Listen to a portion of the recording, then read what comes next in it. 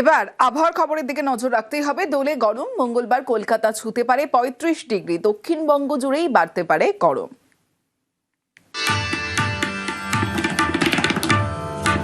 এক মুঠো রং, তাতেই রংবাজি।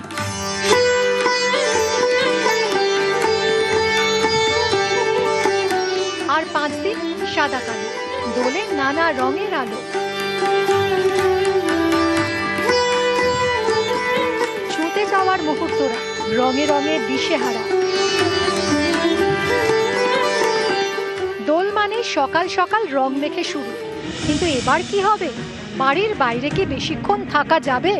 কারণ আবহাওয়া দফতর বলছে এবার দোল গরম।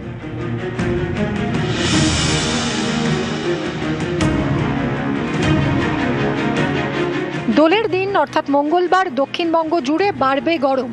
কলকাতা ছুঁতে পারে ৩৫ ডিগ্রি সেলসিয়াস।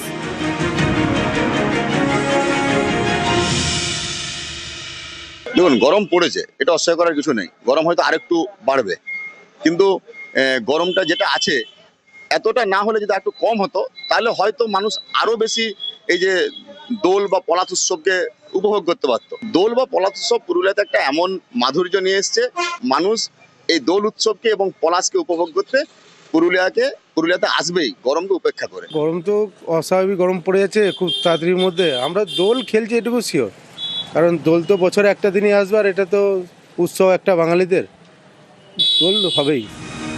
নিউজ 18 বাংলা।